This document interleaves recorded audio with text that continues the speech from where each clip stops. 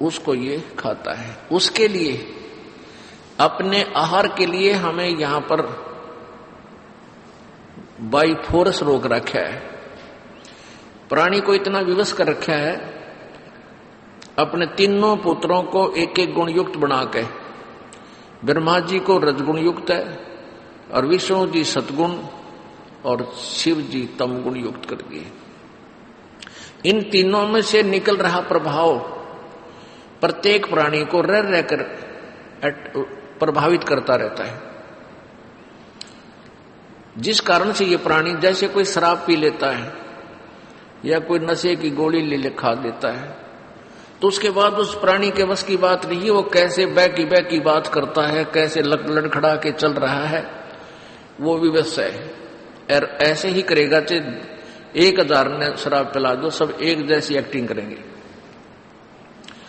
तो ऐसे इन तीनों गुणों का प्रभाव हम सब प्राणियों के ऊपर प्रभावित है, और जिस कारण विवश होकर के ये प्राणी संतानोत्पत्ति करते हैं। इस संतानोत्पत्ति रजगुण ब्रह्मा के गुण के प्रभाव से, और फिर आपस में मोह ममता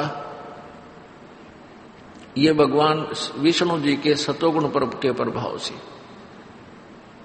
और फिर क्रोध, गुस्सा, लड़ाई झगड़ा, नरे कुक्रम तार दे, तो ये तमगुण शिव जी के गुण के प्रभाव से।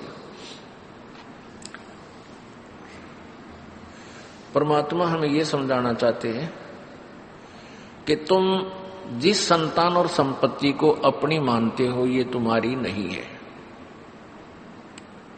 ये आपकी नहीं है, और आप इसको अपनी मानकर इसी से चिपके रह जाते हो। जब आपका शरीर अंत होता है, उस समय भी आपकी आस्था ये रह जाती है कि ये मेरा है, ये मेरा है, ये मेरा है। तो पुनर्जन्म आपका वहीं किसी अन्य प्राणी के रूप में आपके वहीं उत्पन्न हो जाते हो। कोई कुत्ता बनकर उसी गली में उसी परिवार के लठ खाने के लिए फिर जन्म ले लेता है। तो इस तरह तुम्हारी दुर्गति परमात्मा कह रहे हैं कि इस काल ने कर रखी है, तुम मेरी बात को मानते नहीं।